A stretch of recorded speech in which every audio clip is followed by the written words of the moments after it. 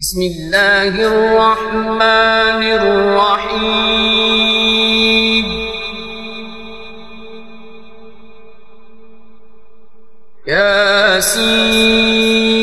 ياسين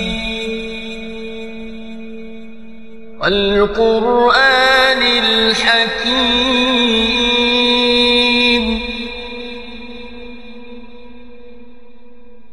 إنك لمن المرسلين على صراط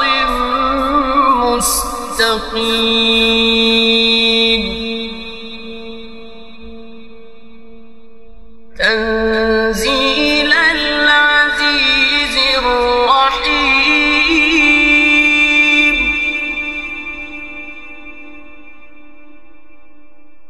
لتنذر قوما ما أنذر آباؤهم فهم غافلون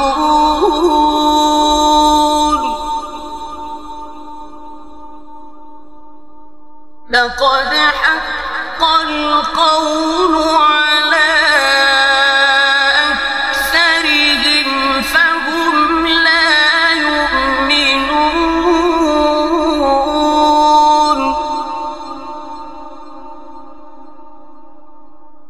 إنا جعلنا في أعناقهم أغلالا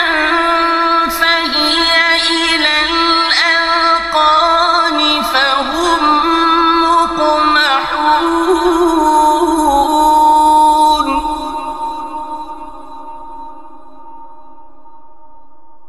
وجعلنا من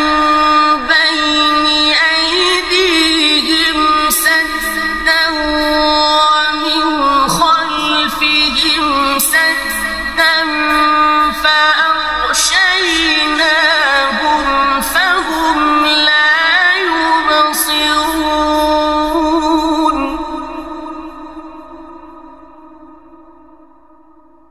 وسواء عليهم أأنذرتهم أم لم تنذرهم لا يؤمنون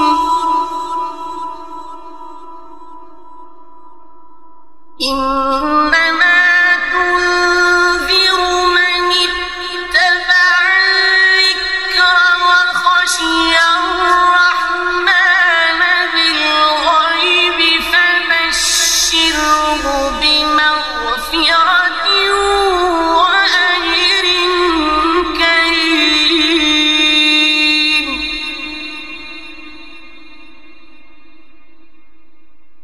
إنا نحن نحيي الموتى ونكتب ما قدموا وآثارهم وكل شيء أحصيناه في إمام مبين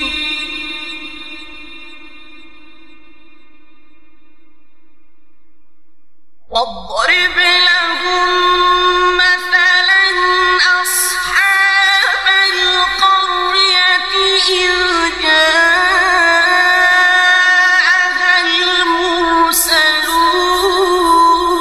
المرسلون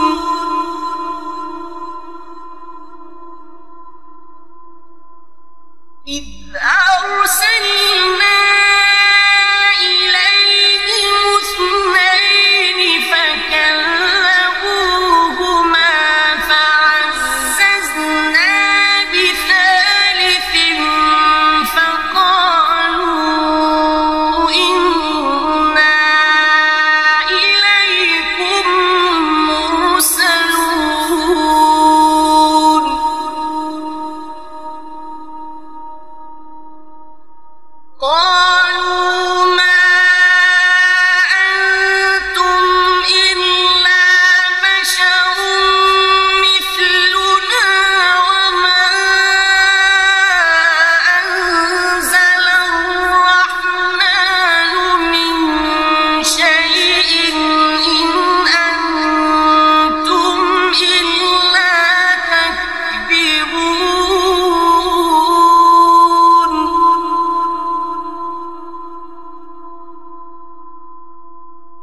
قالوا ربنا يعلم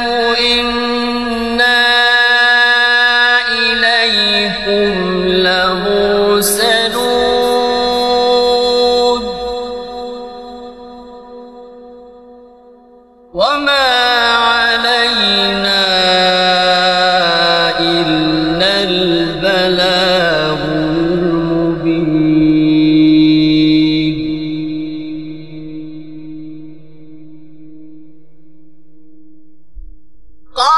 قالوا إنا تطيرنا بكم لئن لم تنتهوا لنرجمنكم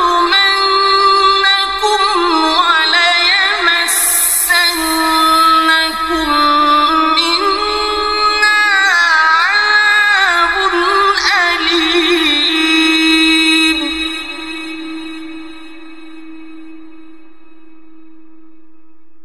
قالوا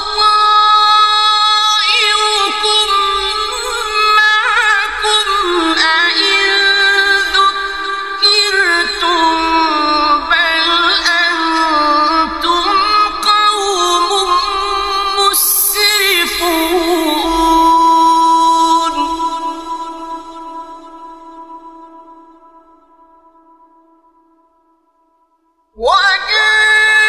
وجاء من أقصى المدينة رجل يسعى قال يا قوم اتبعوا المرسلين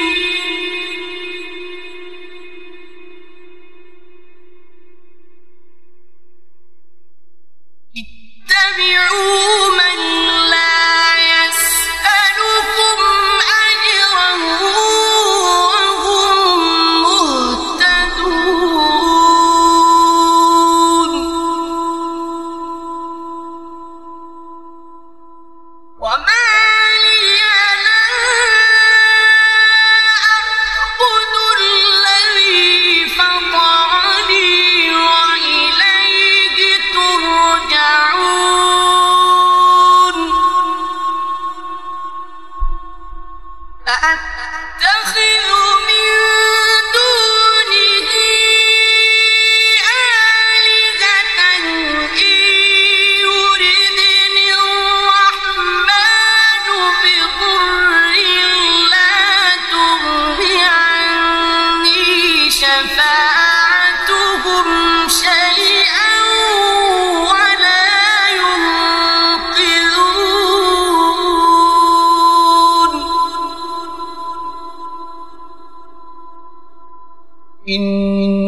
إني إذا لفي ضلال مبين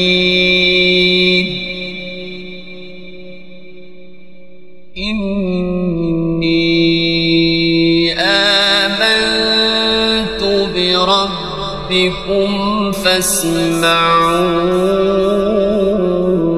فاسمعون قيل ادخل الجنة قال يا ليت قومي يعلمون بما غفر لي ربي وجعلني من المكرمين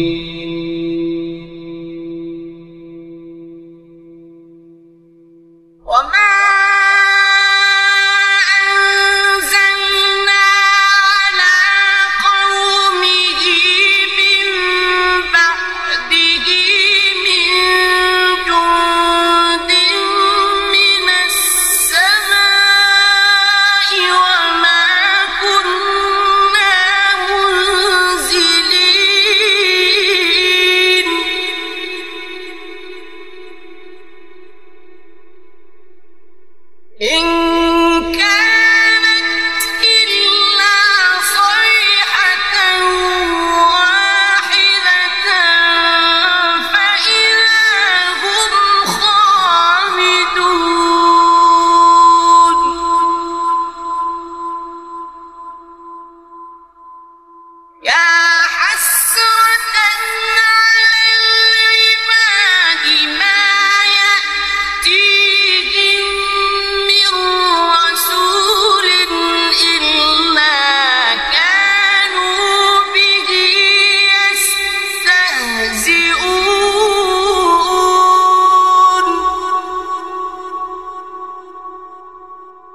ألم يروا كم أهلكنا قبلهم من القرون أنهم إليهم لا يرجعون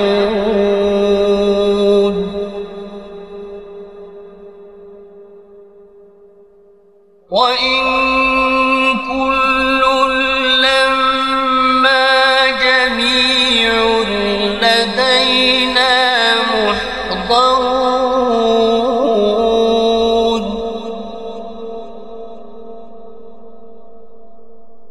وآية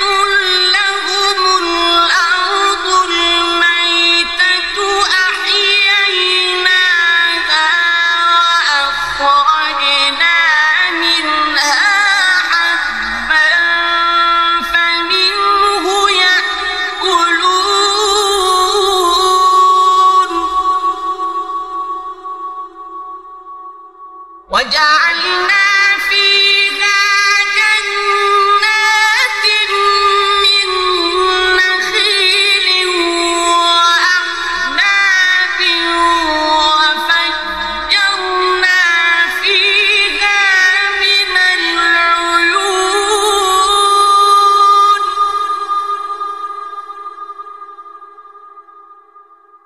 ليأكلوا من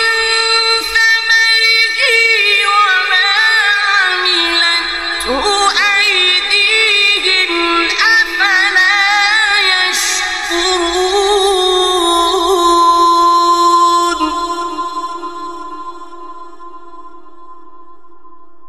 سبحان الذي خلق الأزواج كلها مما تنبت الأرض ومن أنفسهم ومما لا يعلمون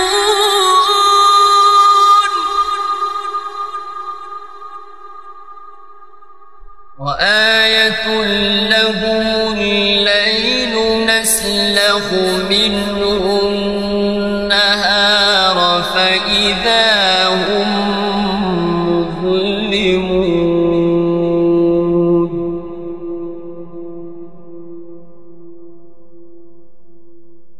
والشمس تجري لمستقر لها ذلك تقدير العزيز العليم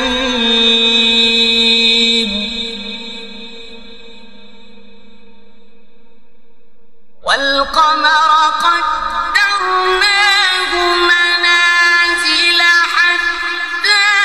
عاد كالعرجون القديم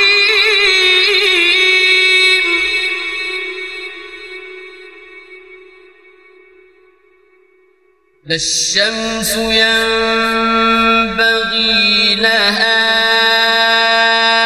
أن تدرك القمر ولا الليل سابق النهار وكل في فلك يسبحون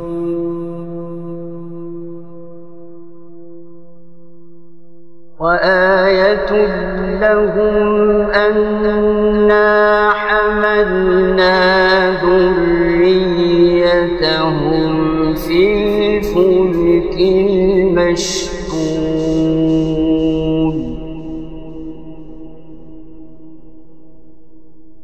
وخلقنا لهم من مثله ما يركبون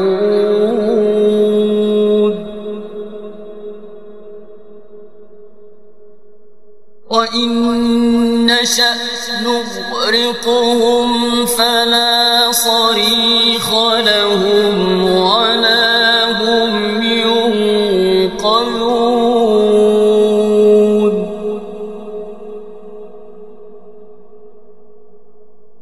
إلا رحمة منا ومتاعا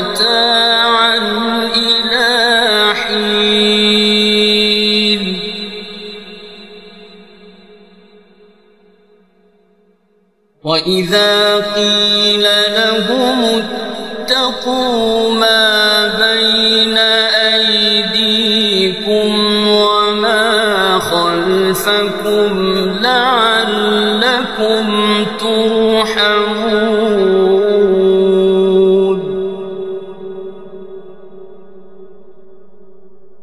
وما تأتيهم من آية من آيات ربهم إلا كانوا عنها معرضين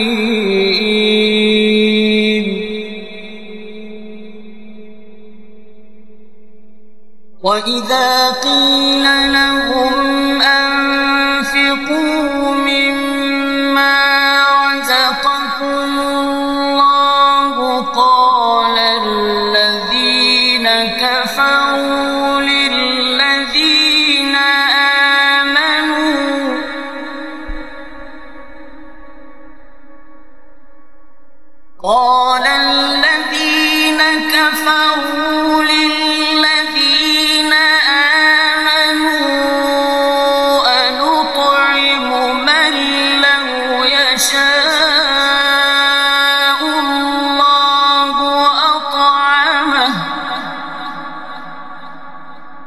أنطعم من لو يشاء الله أطعمه إن أنتم إلا في ضلال مبين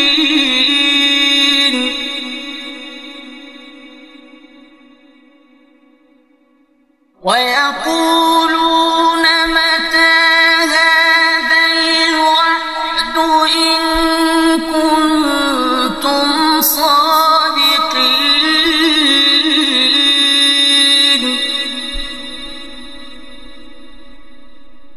ما ينظرون إلا صيحة واحدة تأخذهم وهم يخصمون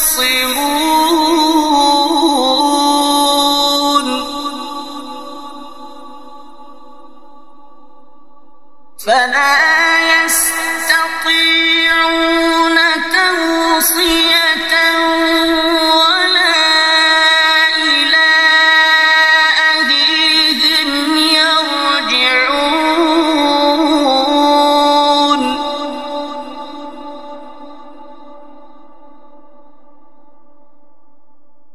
ونفخ في الصور فإذا هم من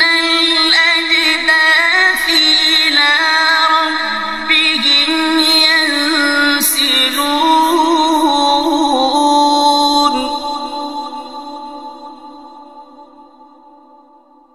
قالوا يا ويلنا من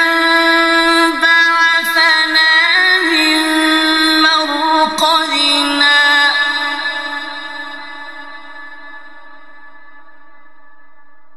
هذا ما وعد الرحمن وصدق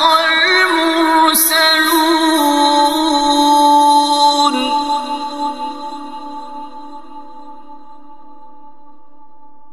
إن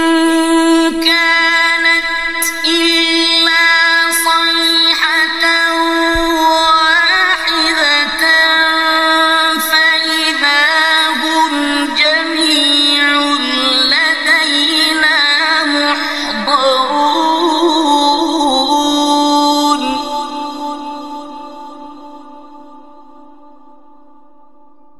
فاليوم لا تظلم نفس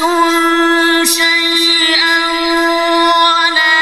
تجزون إلا ما كنتم تعملون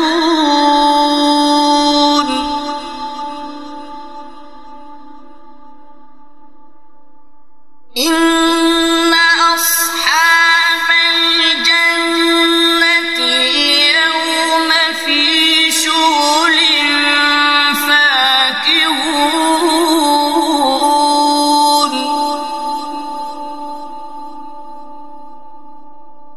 هم وأزواجهم في ظلال على الأرائك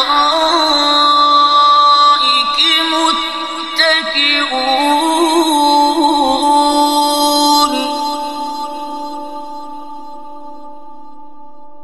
لهم فيها فاكهة ولهم ما يدعون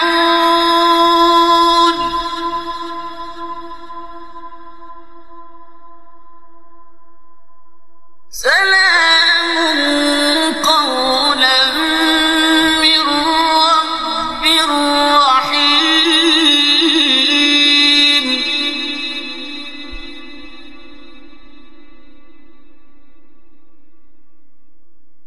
وامتازوا اليوم أيها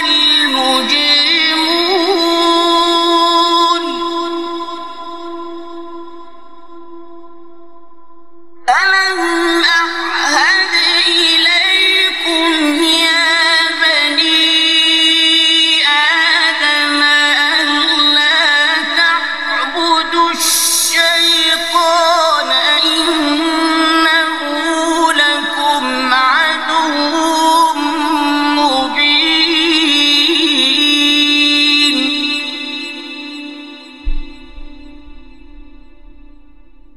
وأن اعبدوني هذا صراط مستقيم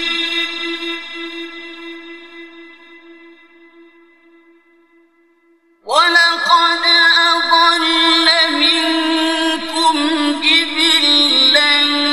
كثيرا أفلم تكونوا تعقلون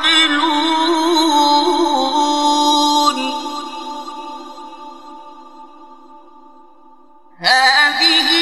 جهنم التي كنتم توعدون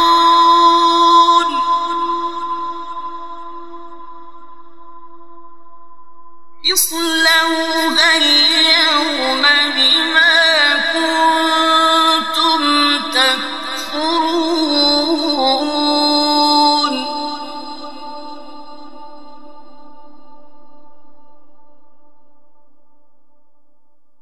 اليوم نختم على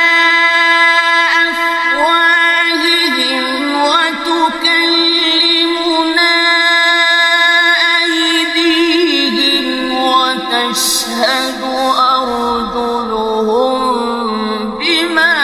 كانوا يكسبون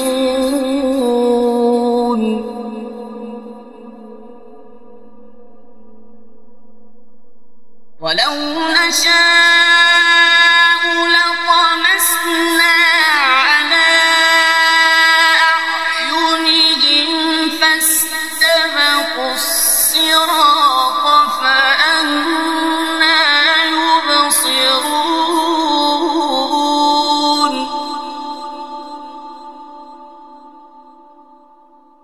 ولو نشاء لمسخناهم على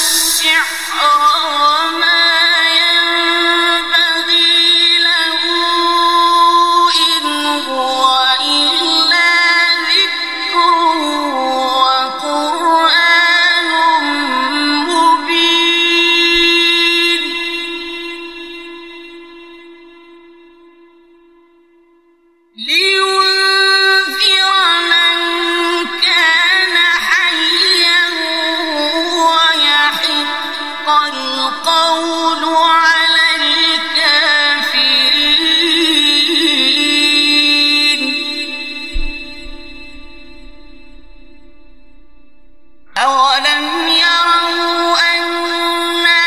خلقنا لهم مما عملت أيدينا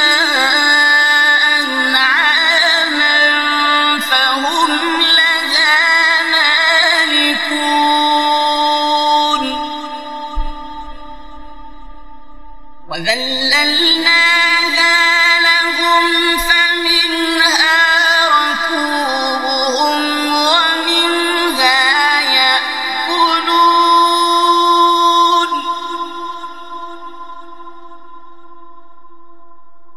ولهم فيها منافع ومشارب أفلا يشكرون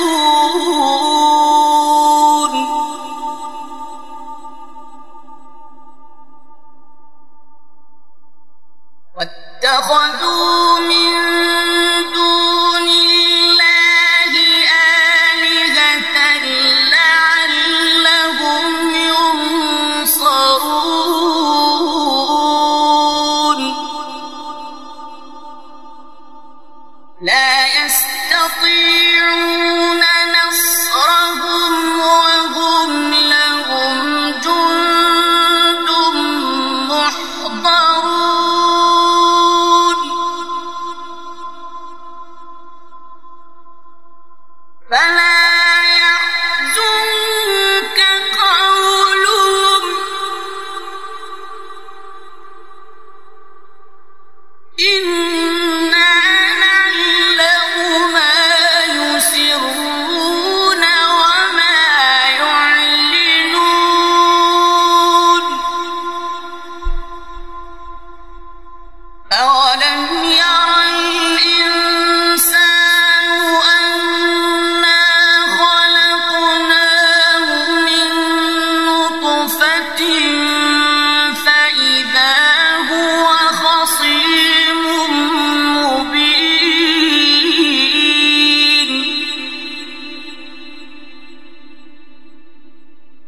وضرب لنا مثلا ونسي خلقه قال من يحيي العظام وهي رميم قل يحييها الذي أنشأها أول مرة وهو بكل خلق عليم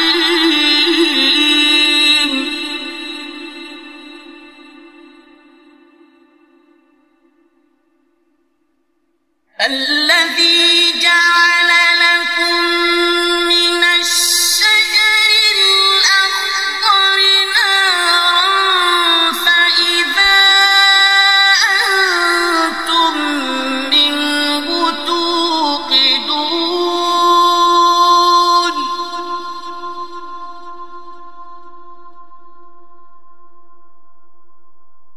أوليس الذي خلق السماوات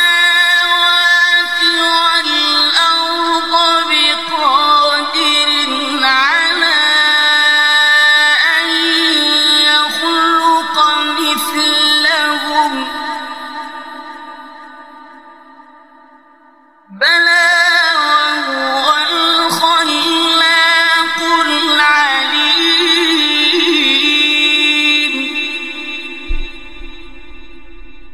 إنما أمره إذا أراد شيئا أن يقول له كن فيكون